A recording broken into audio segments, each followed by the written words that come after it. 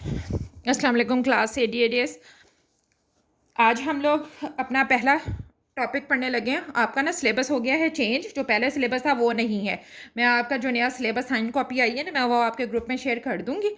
तो अब हम ना उसमें से पहला टॉपिक है ओवरव्यू ऑफ एनवायरनमेंट, यानी हमने एनवायरनमेंट के बारे में बेसिक बेसिक जो चीज़ें हैं वो पढ़नी है, ठीक है।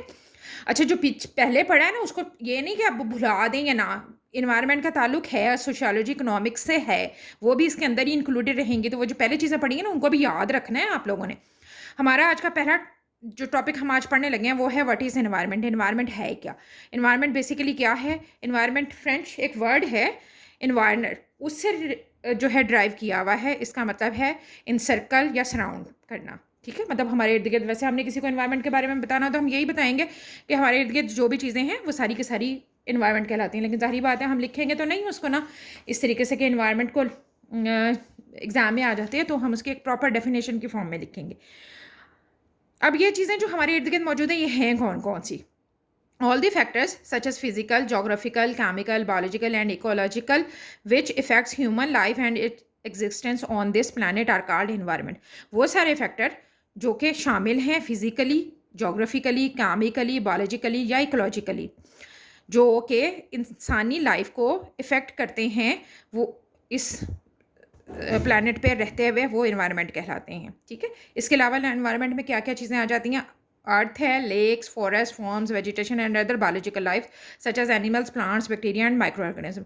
जब हम ये बात करते हैं बायोलॉजिकल लाइफ, एनिमल्स, प्लांट्स, उसके अंदर सारी चीज़ें ही आ जाती हैं, यानी हमारे इर्द गिर्द जितनी भी चीज़ें मौजूद हैं वो सारी की सारी।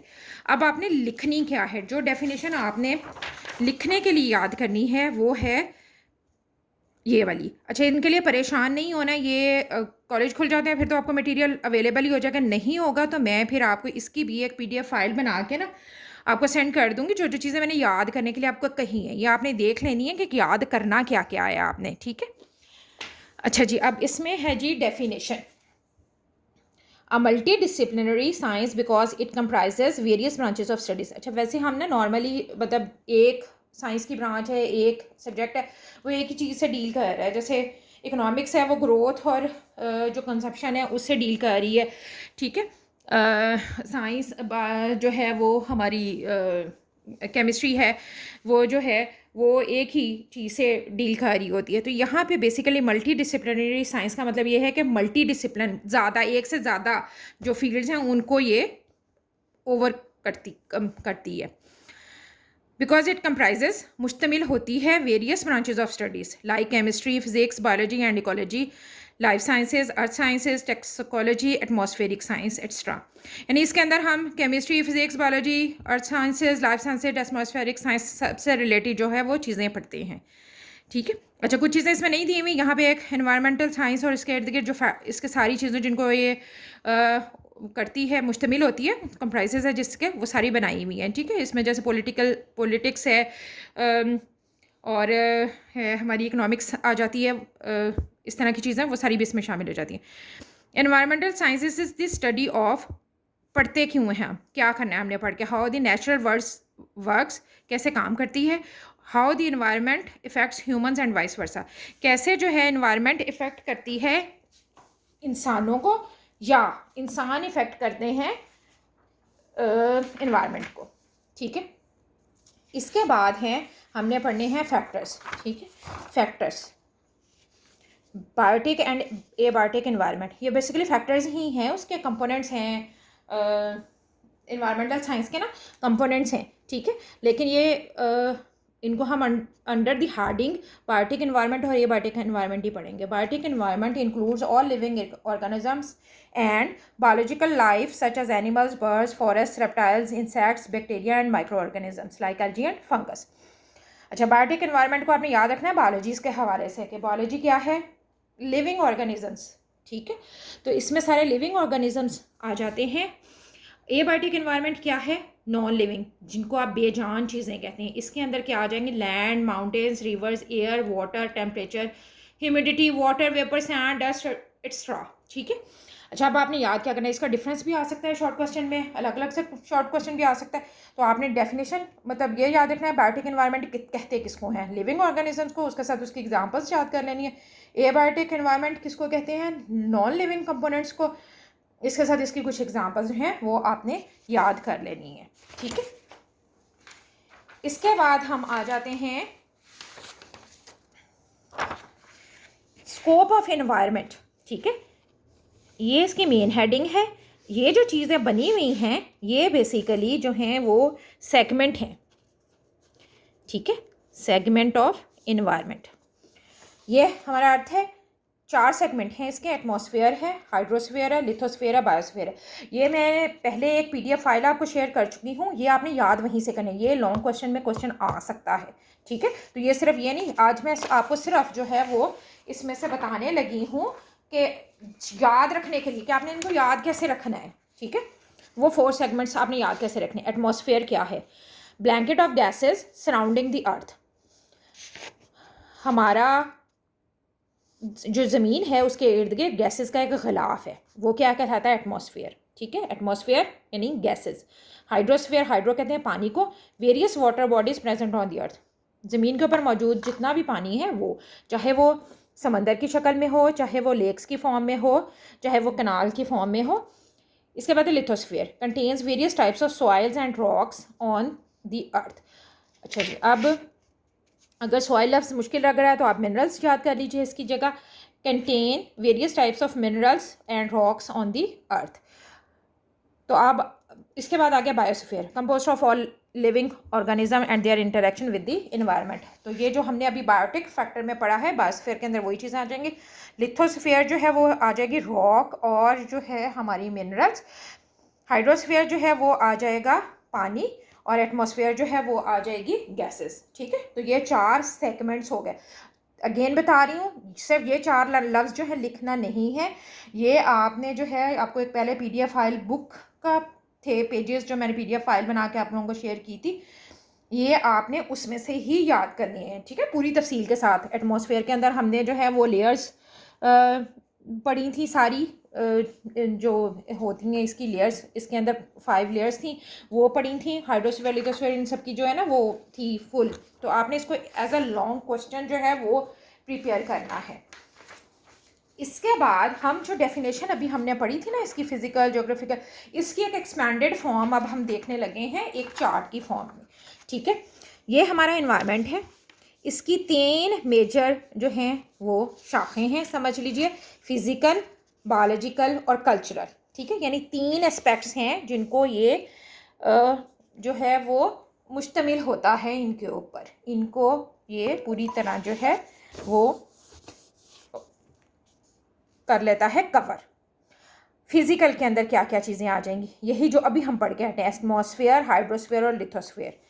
बायोलॉजिकल के अंदर आ जाएंगी हमारी एबायोटिक और बायोटिक फैक्टर, ठीक है। अच्छा, इसके बाद बायोटिक फैक्टर में आपको याद होगा मैंने इकोलॉजी के हवाले से भी आपको भेजी थी एक PDF file, what is ecology. उसके अंदर हमने इकोसिस्टम और वो सारा कुछ पढ़ा था।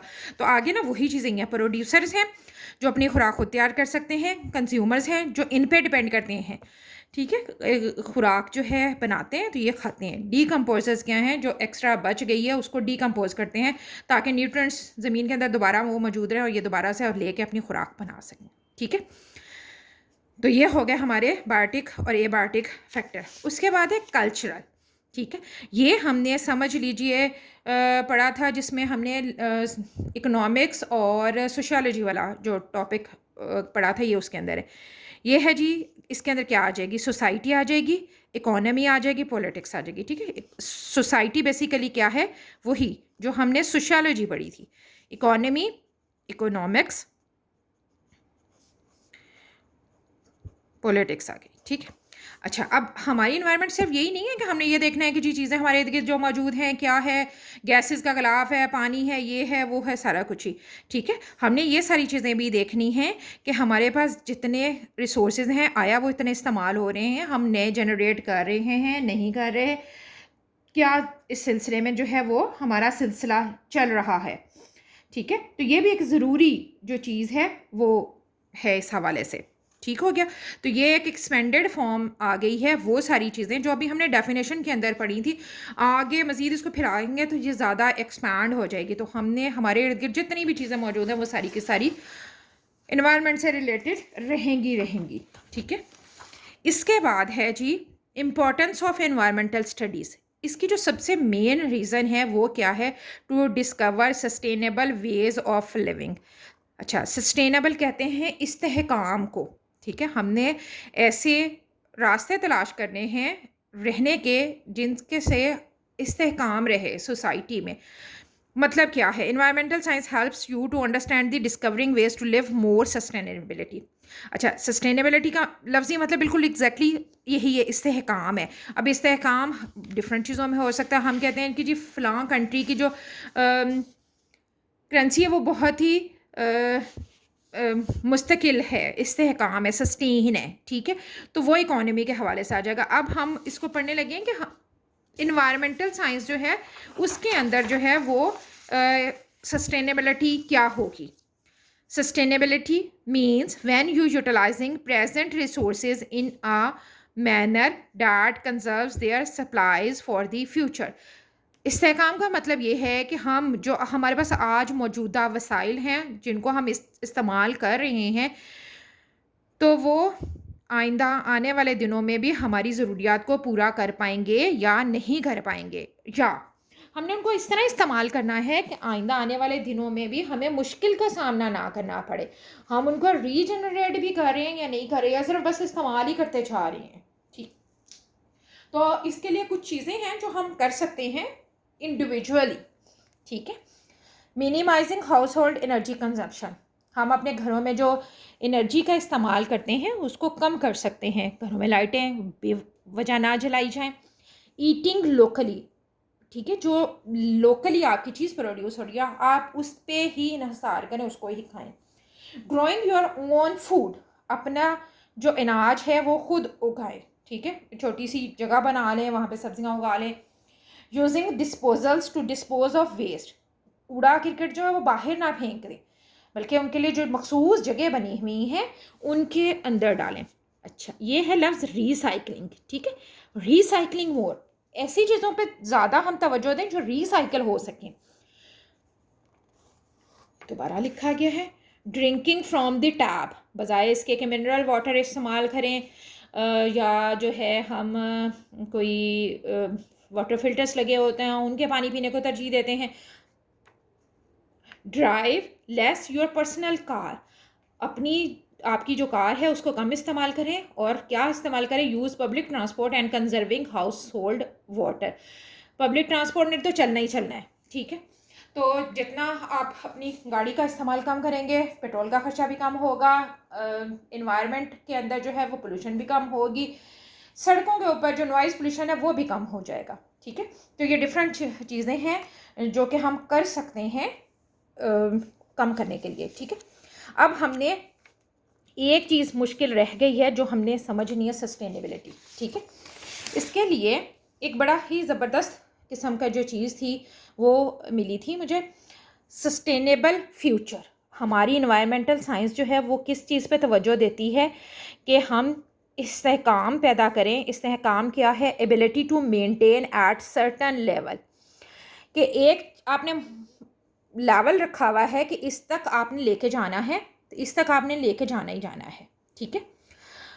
अब जो है हमारी इन्वायरमेंट, मैंने अभी जो आपसे कहा था कि आपने जो हमने पहले पढ़ा था सोशियोलॉजी, वो क्यों कहा था कि आपने उनको भी याद रखना है। बेसिकली जो हमारी सस्टेनेबल इन्वायरमेंट है, सोसाइटी, इकोलॉजिकली और इकोनॉमिकली, इन तीनों चीज़ों को हम मद्देनज़र रखेंगे तो फिर ही हम सस्टेनेबल इन्वायरमेंट में रह सकते हैं, ठीक है। और हमारा जो सस्टेनेबल इन्वायरमेंट है वो 3 पिलर्स हैं उसके, ठीक है। सोशल है, इन्वायरमेंट है और इकोनॉमिक्स है, ठीक है। ये बना हुआ है सस्टेनेबिलिटी, घर है, इसके 3 पिलर्स हैं। एक है सोशल, सोशियोलॉजी जिसको हम पढ़ें, इन्वायरमेंटल साइंस जिसको हमने पढ़ना है, और तीसरी जो चीज़ है वो है इकोनॉमिक्स, ठीक है। तो इन्वायरमेंट, सोशल, इकोनॉमिक्स मिलके जो है सस्टेनेबिलिटी बनाएंगी, इस्तेहकाम जो है वो बनाएंगी। ये आपस में आप देख रहे हैं ना कि ओवरलैप किए हुए एरियाज कुछ, तो ये आपस में ओवरलैप करते हैं, ये दोनों इस आपस में, ये आपस में, ये आपस में, तो ये तीनों मिलके जो है एक सस्टेनेबल फ्यूचर को बनाते हैं। और हमने इसमें यही चीज़ें पढ़नी हैं कि environmental science refers to the impact of humans on the environment, so sustainable future three fields coverage to evolve environmental science. तो इनके बगैर जो है वो हम सस्टेनेबल फ्यूचर जो है वो हासिल नहीं कर पाएंगे। ठीक है, ये टॉपिक अब निकल गया आपके सिलेबस में से, तो इसलिए इसको आपने नहीं पढ़े, लेकिन आपने इसको, क्योंकि इन्वायरमेंटल साइंस का सस्टेनेबल फ्यूचर के साथ बहुत ही गहरा ताल्लुक है, तो इसको आपने ज़रूर मद्देनज़र रखना है, पढ़ना है। ठीक है। अच्छा, और एक और काम मैंने पहले भी कहा था, दोबारा से कह रही हूँ कि आप जो भी टॉपिक लर्न करेंगे उसमें से एमसीक्यूज़ बना लेंगे 5-5। ये आपका समझ लें असाइनमेंट है। ठीक है, सारे बच्चों ने डेट वाइज अपनी बनाई हुई हो। मेरी तरफ से अल्लाह हाफिज़।